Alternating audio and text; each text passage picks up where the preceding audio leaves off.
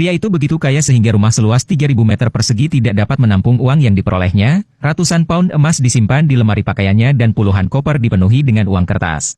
Istrinya ingin mencari sepasang sepatu untuk pergi keluar, tetapi membuka kotak sepatu dan ada uang di dalamnya. Pria itu tidak punya pilihan selain mengubur uang di halaman, menggali secara acak dan menggali uang yang telah dikuburnya terakhir kali. Pria itu sangat marah sehingga dia membawa 2 kantong uang lagi ke gudang dan baru saja membuka pintu dan uang yang ditransfernya hampir tidak membunuhnya. Dia tidak punya pilihan selain mendepositokan uangnya di bank, 30 juta dolar di bank ini dan 60 juta dolar di bank itu. Ban mengosongkan berangkas secara langsung untuk kenyamanan pria itu dan memberikannya kepadanya sendiri.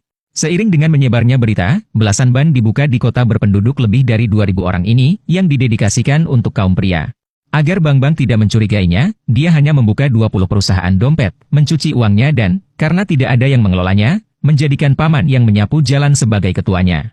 Dengan gaji bulanan sebesar 300.000 dolar AS, Anda pasti ingin tahu bagaimana dia bisa menghasilkan begitu banyak uang. 6 bulan yang lalu, Barry adalah seorang kapten untuk TVA. Tidak hanya digaji dengan baik dan memiliki paket tunjangan yang menguntungkan, dia juga menikah dengan seorang model populer dan sedang mencari uang tambahan. Hanya menyelundupkan beberapa cerutu saat terbang. Tetapi suatu hari, tiba-tiba, dia didekati oleh seorang pria dari CIA.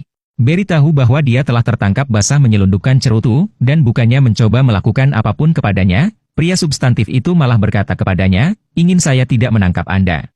Anda harus melakukan sesuatu untuk CIA mulai sekarang, karena saat itu adalah pertengahan Perang Dingin AS-Soviet dan AS membutuhkan penerbangan mata-mata di daerah sensitif, dan keterampilan terbang Barry yang unggullah yang mereka cari dan membutuhkannya untuk terbang rendah di Amerika Tengah untuk memanfaatkan kesempatan memotret pangkalan pemberontak.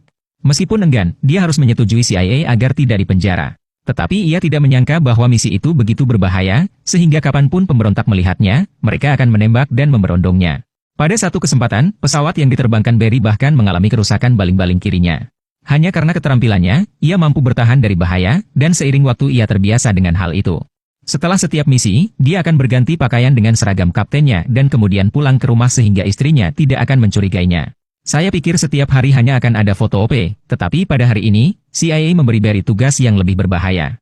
Dia meminta Barry untuk mengangkut kiriman senjata ke lokasi yang ditentukan.